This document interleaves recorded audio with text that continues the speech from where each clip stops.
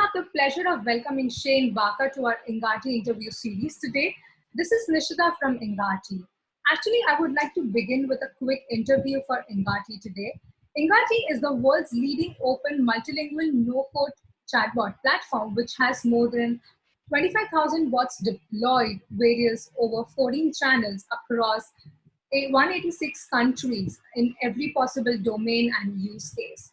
We run our Engati blog and video channel, which receives more than 300,000 visitors annually attraction. And now for our guest, Shane Barker is an accomplished digital marketing specialist and is the CEO of Shane Barker Consulting. He has over 20 years of experience in the field of digital marketing and has an expertise in consulting Fortune 500 and numerous A-line celebrities who work and who actually he helps to online digital marketing strategies and conduct social media campaigns for them. Shane has also written multiple articles for publications such as INC.com, HuffPost, Forbes, CoSchedule, and much more. Shane has also been recognized as one of the 100 most influential people in the space of influencer marketing. Hey Shane, we're really thrilled to have you on our interview series today. Yeah, well, I'm excited being a part of it. When you guys reached out and said, hey, we want to have you on the podcast, I was like, oh, this is exciting. I knew we had to accept fast. That's great to hear from you. So we'll move on to the first question out here. We do all understand that building a brand can be very tough. If you can help us understand what is the process that you follow when you actually build a comprehensive digital marketing strategy for one of your own or one of your customers out there. Yeah, I think, building a brand is hard, right? It takes a lot of time and effort and a lot of times money as well. So, building a comprehensive brand, I think really what you have to figure out is what is the goal of the brand? Like, what are you looking to do, right? And where's your market at? And what do you need to do to be able to put that plan together? And once again, that's either going to be, money or resources that you have, right? And time. So that's what we do is we do the initial evaluation of saying, hey, before we come up with a digital marketing strategy, like who is your audience? Who are you trying to sell to? Where do you think this audience is at? Make sure that expectation is there with the brand. They're looking to start like, hey, what do you're going to do this full time? You're going to do it part time. What is your budget to get this thing up and going?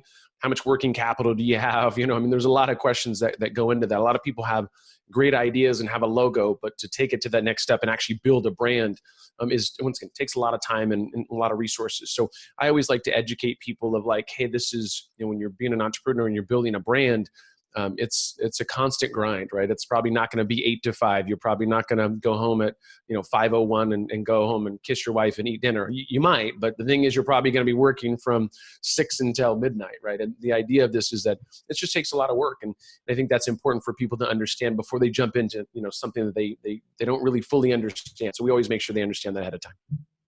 That's great. I would like to move to the next question. What do you believe is the power of social media and why it should or should not be the centerpin of digital marketing strategies? Yeah, the power of social media, there's a number of different factors, but I can tell you in current times, right, when we've got the coronavirus and stuff like that, like social media is a huge factor in the sense that that's the way that we're communicating and talking with people and getting, hopefully, maybe getting our news. Hopefully it's real news, not fake news, but good news that's, what's going on in the world. But I think the cool part about it in regards to a business is that you can use social media for whatever, right? You can talk about your products or service. You can talk about things that are going on in your community. I think it is what I call it is a social touch. It's a way for you to give you an example. Like if I had to shut down my restaurant in this current situation, I lose touch with all my customers. But if you have social media, you don't lose full touch. You can tell people on your Twitter, on Instagram or TikTok, wherever, hey, we're still open. We're doing this. We're serving food.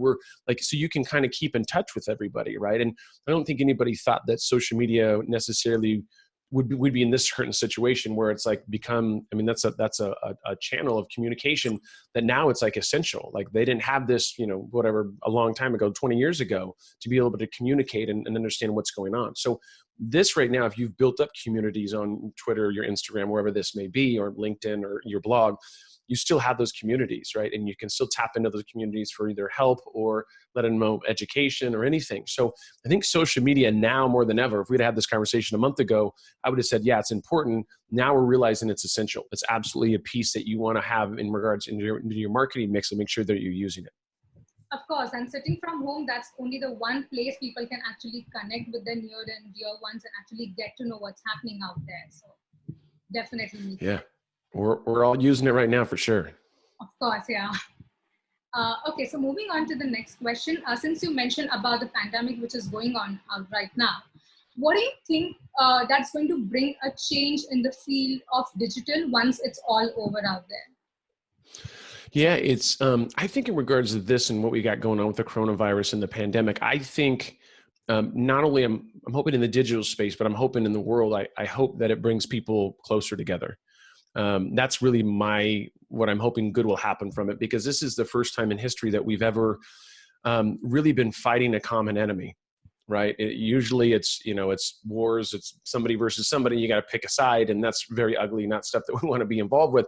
But this is a situation where India is no different than China, no different than the US, no different than any other country. Like, we're all going after, we have one common enemy, and it's the coronavirus, right? And so I think we hopefully see a lot more people coming together from a humanistic standpoint, to be able to help each other in time of need. And so I don't care what country you're from, like, we should all come together. And I think we're going to see that, in a situation where we're all coming together. And I hopefully it's going to happen in the digital space.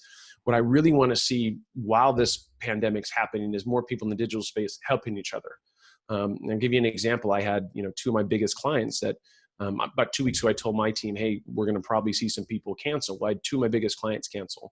And we jumped on a call with them, and less about like trying to pull them back in contractually and saying, oh, you have to do this with us.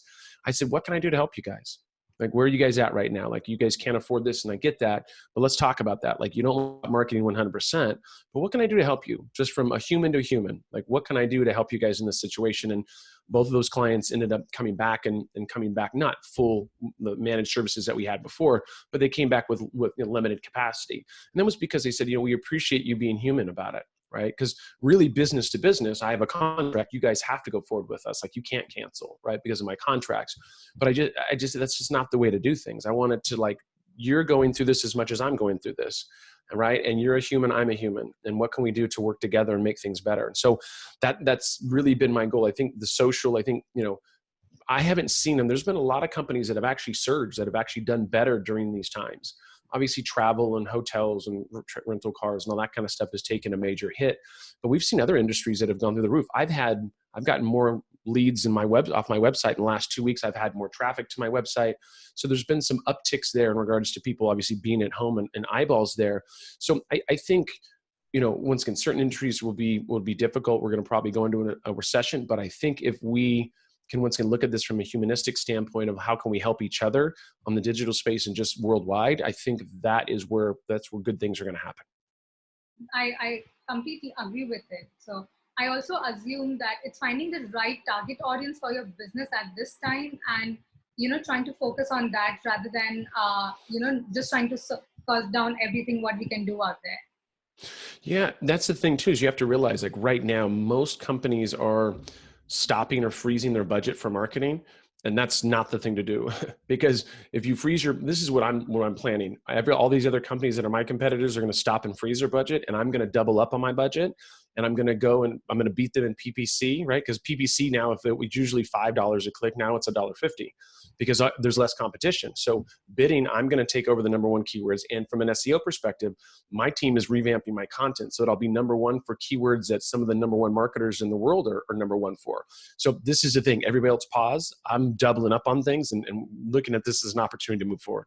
Right. So you grab the opportunity when the entire world is sleeping. You have to. That's the thing, is everybody right now is worried. And I'm like, yeah, I'm worried, but I know this is an opportunity. I know that this is, before, like I said, PPC, I can triple my budget and spend the same amount of money that I was spending 3 weeks ago.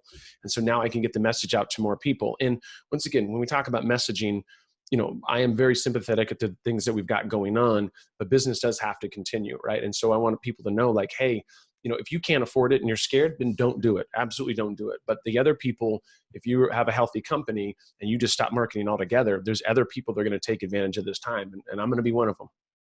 Exactly. That's smart. Moving on to the next question. Do you believe that conversational intelligence or chatbots has the potential of taking up a significant part of automation of a customer support or lead generation in the future of marketing? Yeah, I think absolutely. I mean, when it talks about conversational intelligence and chatbots, I mean, I think we're at the infancy stages of that. I think, we've seen obviously crazy amount of improvements in regards to, funnels you can build, answering questions. I mean, now with customer service, you can, most customer services, 80% of the questions are the same. Right. So that's where you can have somebody, I mean, that's where we have call centers that you train them because you know that 80% of the questions are going to be this and they know what to say. It's no different with chatbots. You can absolutely put those together, and you can obviously, you can cut down the amount of payroll and different, employees that you have because you have these individuals that can answer 80% of your questions. That's a bot that you set up. And then, after that, you can, it's the same thing. You can go and have the other individuals that can go and answer those other 20% of the questions. So chatbots are only the beginning. I think this is going to continuously get better and better in regards to, how you answer things and what you can do in regards to customer service, but also through selling. I think there's a lot of different things you can do with it. It's like I said, just the beginning stages. It's going to be really exciting times here soon. That's correct. So moving on to my next question, what role does AI play in businesses to optimize themselves to cross the finish line? And I think you quite mentioned about that as well.